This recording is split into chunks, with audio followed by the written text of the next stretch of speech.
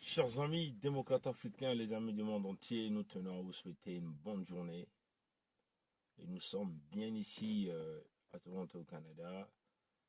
Nous sommes dans la journée du 5 juin 2018. 5 juin 2018, aujourd'hui, ça fait 21 ans que le pays vit dans une situation compliquée. Quel pays? Le Congo-Brazzaville.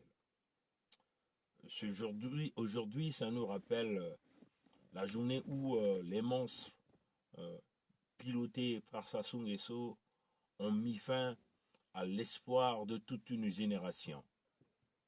Le 5 juin, le 5 juin 1997 a été la journée où Sassou Nguesso, piloté par tous ses amis à travers le monde entier, ceux-là qui ont complété pour la destruction complète du système démocratique, sur la destruction complète des vies des Congolais, sur la destruction complète de l'espoir de toute une génération, de toute une jeunesse au niveau du Congo-Brazzaville. Ça fait 21 ans aujourd'hui que ces monstres sont venus occuper le pays. Ils ont tout broyé à leur passage. Ces monstres qui n'ont rien laissé, comme nous venons d'écouter d'après le procès qu'ils venaient d'organiser. Comment ces monstres se sont organisés sous leur roi, qui est Sassou Denis. Toute cette bande de l'ethnie Mboshi autour de Sassou se sont simplement décidés de briser le Congo, de complètement briser le Congo. Ils ont fait chavirer l'espoir, ils ont fait chavirer tout avenir dans ce pays. Cela peut se constater par le bradage du pétrole congolais, des mines du Congo, les terres congolaises, le pillage complet de tout ce pays, organisé par une bande de Sassou. Aujourd'hui, nous sommes le 5 juin 2018, ça nous rappelle 21 ans de souffrance pour le peuple congolais, 21 ans où le rêve a été complètement englouti, brisé par un homme, l'homme que nous avions l'habitude d'appeler l'homme à la coiffe du diable. Alors, démocrates africains, peuple du monde entier, plus de 21 ans aujourd'hui, l'Issouba n'est plus au pouvoir, mais ce régime continue de ramener dans leur discours le nom de l'Issouba qui leur a tout donné, des multimilliards que ces gens-là se sont profités de pouvoir broyer, détruire, dissimuler partout à travers le Congo ou encore à travers le monde entier.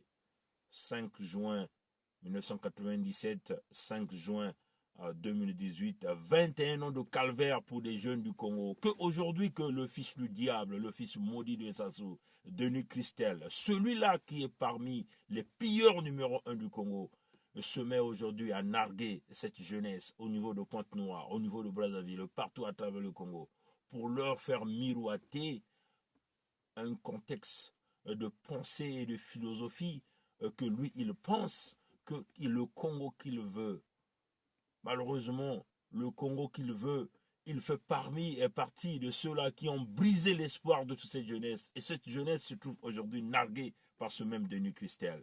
Vous voyez que les criminels sont tous en liberté. Les criminels dandinent de gauche à droite dans ce pays. Les criminels, ce sont eux qui sont en train de faire jouer leur roi, leur loi, la loi du plus fort, la loi de ceux-là qui gèrent des institutions dans l'inégalité, dans la violence, dans la tricherie, dans la fraude. Par contre, les véritables victimes que nous pensons ici de tous ces jeunes de ras-le-bol, nous pensons ici de Franck Zila, nous pensons ici à Luce Bénédicte Gangoué, nous pensons aussi à tous ces prisonniers politiques, Yamakaya, Yamoukoko, Yaokombi, il y a tout ce monde qui sont dans les prisons aujourd'hui.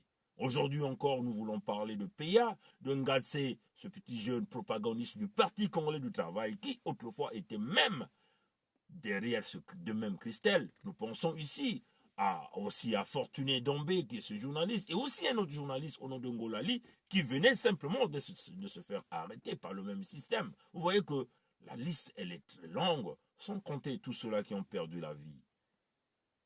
Vous voyez, ces gens-là se sont mis à piller l'économie, à briser les Congolais, à mettre la répression, à faire venir des forces étrangères au Congo, du jamais vu dans ce pays, le Congo.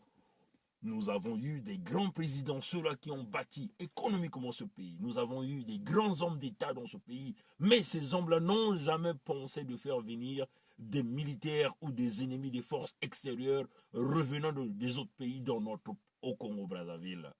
Sassou nous a emmené des Angolais. Il était le premier à ramener des mercenaires qui se sont mis à tirer à balles réelles à tous les Congolais. Que vous soyez jeunes, vieux, que vous soyez même un animal, même les animaux ont été simplement tirés à balles réelles par des Angolais, par des Burundais, par des Rwandais que Sassou a ramené. Le 5 juin 1997, ça nous ramène tous ces mauvais souvenirs où toutes les villes du Congo ont été pilotées par des avions militaires angolais avec des chars de combat. Et ils ont pilonné à travers tout le Congo. 5 juin 1997 rappelle le jour sombre que le Congo n'a jamais connu. La fin d'un espoir, la fin d'une génération, la fin de la lueur de vie dans ce pays, la débandade pour le peuple de ce pays. Aujourd'hui, le 5 juin 2018, 5 juin 1997, 21 ans de passé, que cette bande de criminels continue de s'aimer la souffrance au niveau du peuple, continue de s'aimer la destruction, continue de s'aimer la mort, vous voyez chers amis, continue de faire la propagande du malheur dans notre pays, le Congo. Alors, vous voyez que chers amis, plus de 21 ans, le pays n'a jamais avancé, malgré toutes les richesses que ce pays a eues. Mais une poignée de gens se sont accaparés de ces richesses et ils se sont mis à retourner des forces de répression de la Gestapo sur ce même peuple. Toutefois qu'un jeune veut se lever pour pouvoir lutter, chercher la libération de son pays, il est simplement tiré à balles réelles ou simplement envoyé dans les hécatombes des abîmes. Ça nous rappelle encore quoi? Ce jeune bateau-là qui a été simplement assassiné en 1995. Tout ça, ce sont des morts que nous ne pourrons jamais oublier. Ce sont des âmes que nous ramènerons. Tous ceux-là qui ont commis, tous ceux-là qui ont détruit la vie de ces Congolais, nous les ramènerons, tous ces Congolais-là, en justice. Sassou demeure l'ennemi numéro 1 du peuple congolais. Sassou, sa famille, tout son clan, ses dignitaires militaires demeurent des ennemis numéro 1 de ce peuple parce qu'ils ont massacré le peuple congolais. Ils ont pillé les économies du Congo. Et leur place, ce n'est pas en liberté. Et nous nous battrons en tant que fils de ce pays, jusqu'à notre dernière goutte de sang, d'aller récupérer tout ce qui appartient à ce pays, de le ramener au Congo. Nous allons réinvestir tout cet argent que ces gens-là ont volé, ont cassé à l'extérieur. Nous allons le ramener au Congo. Et puis nous traquerons tous ces criminels. Il faut qu'on le dise, ceux-là qui ont la chance de faire véhiculer cette vidéo aux fils de Sassou, à tous ces fils de Sassou, à tous ces neveux de Sassou, il faut leur dire qu'ils nous auront sur leur chemin. Et ça, c'est une réalité, chers amis. Le temps passera, quel que soit le temps que ça passera, ils nous rencontreront sur leur chemin. Nous nous battrons jusqu'à la dernière goutte pour ramener tous ces gens-là en justice, pour réellement appliquer une véritable justice, pas une justice à 2 balles comme celle que nous sommes en train de voir aujourd'hui au Congo-Brazzaville. Mais il faut le dire que tous ces généraux-là, tous ceux qui ont comploté avec Sassou dans ce plan de destruction massive, que d'ailleurs Dabira nous dit qu'ils se sont organisés. L'organisation qu'ils ont eu à faire, c'est massacrer les Congolais, détruire le peuple du Congo, affamer le peuple du Congo, briser le système éducatif, le système de santé, briser tout ce que le système d'enseignement, éventuellement, simplement réduire à néant tout ce pays, les intellectuels, et essayer de faire émerger une classe des intellectuels bidons sortant de leur ethnie. Et nous disons non à ces pratiques. Et nous sommes convaincus que, quel que soit le temps que ça durera, mais la justice finira par triompher.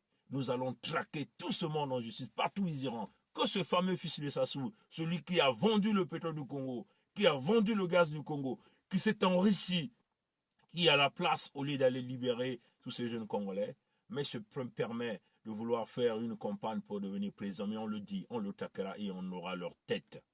C'est ça la vérité, chers amis. Le temps appartient à Dieu et nous y croyons. Mais nous ne croyons pas seulement que Dieu fera, mais nous croyons aussi à l'effort que nous sommes en train de faire. Parce qu'on l'a toujours dit, Dieu travaille dans les hommes.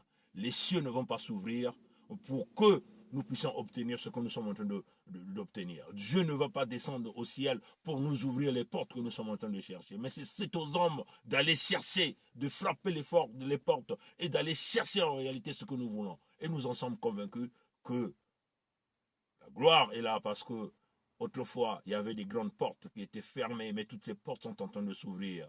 Les contacts sont devenus de plus en plus.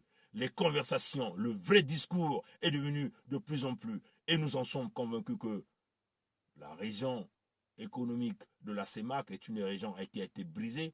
Et les hommes qui ont brisé cette région, ils sont connus. Et nous en sommes convaincus que toutes les institutions du monde, les leaders de ce monde sont maintenant de notre côté et que nous sommes du bon côté de l'histoire. Mais nous en sommes convaincus que nous aurons la tête de Sassou, nous aurons la tête de Kiki. Ils peuvent faire les manipulations qu'ils peuvent faire, mais nous les aurons. Que Dieu nous garde, Dieu nous bénisse. Peuple congolais, ayez toujours l'espoir, parce qu'on vous le dit, vous serez toujours découragés. Ayez en vous l'esprit du guerrier. Quel que soit vous êtes dans cet état de la souffrance, mais dites toujours une chose dans votre cœur, que chaque chose a une fin. Et nous en sommes convaincus que le temps de la victoire arrivera. Et cette joie, vous devez toujours les porter dans vos cœurs. Et nous, c'est ce qui nous fait vivre, c'est ce qui nous donne l'énergie de continuer ce combat. Parce que nous savons que chaque chose a une fin. Vous savez, chers amis, même les hommes qui ont eu à faire des créations, des inventions, mais il y a toujours quelque chose qui les échappe. Et nous en sommes convaincus que nous sommes dans la droiture et que nous arriverons à libérer le Congo. Le 5 juin 1997, 5 juin 2018, 21 ans que les monstres ont occupé le Congo, 21 ans que les dragons sont en train d'avaler le peuple congolais, sans pourtant avoir pitié. Ils broient tout à leur passage, ils détruisent tout. Et ce peuple ne fait que crier. Malheureusement, c'est un peuple qui est inactif, qui est tétanisé, un peuple qui est demeuré en un état inactif, qui ne bouge pas. Nous comprenons, mais chers amis, il y a une certaine chose, il y a un certain nombre de choses que nous devons faire. Nous devons nous engager. Au fur et à mesure que nous avons cette peur, nous serons toujours là. Et cette peur va nous faire avaler, cette peur va nous envoyer dans les abîmes de l'enfer. Et nous le disons à nos frères qui sont au Congo, à nos sœurs qui sont au Congo. Vous vous plaignez, malheureusement, vous ne vous engagez, on ne voit pas votre engagement, on ne les voit pas. Engagez-vous en réalité, organisez-vous, parce qu'il faut le dire, chers amis, la lutte, elle est à l'extérieur, mais la lutte est d'abord de l'intérieur. Il faut que vous, les jeunes du Congo, vous compreniez en réalité ce que vous êtes en train de chercher. Parce qu'il faut le dire que votre effort nous permettra aussi d'obtenir ce que nous sommes en train de chercher. Parce que quand ceux-là qui nous soutiennent de l'extérieur, ils se rendront compte que le peuple s'est levé et que la répression est devenue de plus en plus. Et nous en sommes convaincus que ça va diligenter toutes les négociations que nous sommes en train de faire. Alors, jeunes du Congo, mettez-vous au travail pour libérer le Congo. Parce qu'on vous le dit, aujourd'hui, vous avez peur de mourir sur la ligne de front. C'est-à-dire pour aller chercher la libération du Congo. Mais la mort viendra vous chercher partout où vous irez. Vous n'avez pas des hôpitaux. Même si vous avez quelques moyens d'acheter des ordonnances, aucun hôpital est capable de vous donner des véritables soins. Et donc vous voyez que la mort peut venir vous chercher même à l'hôpital, malgré vos petits moyens que vous avez.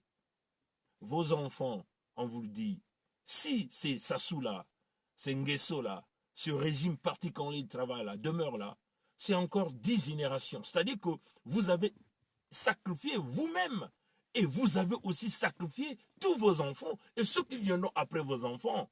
C'est maintenant ou jamais que nous devons se battre pour libérer le Congo. Parce que si nous échouons, c'est des générations et des générations qui vont payer par rapport à ce que nous avons fait. Vous voyez que, chers amis, nos aînés ont échoué, leur génération a échoué, leur génération a accompagné Sassou dans ce plan de destruction massive. Mais aujourd'hui, c'est nous qui sommes des victimes. Vous voyez, chers amis. Et si nous échouons, ce sont nos enfants. Et ainsi de suite, vous voyez que c'est une chaîne qui va continuer à demeurer. Il faut donc briser la chaîne, casser la tête du diable, couper l'émergence du serpent à 10 têtes. Et on vous le dit, le serpent à 10 têtes sera pire que son père. Le serpent à 10 têtes sera pire que son père. La preuve en est là. Vous voyez que plein de jeunes aujourd'hui se sont fait arrêter. Alors, chers amis, démocrates africains, peuple du monde entier, mettez-vous en réalité dans la lutte. Chers amis du Congo, que Dieu nous garde, Dieu nous bénisse. Merci d'avoir suivi la vidéo, prière de la partager.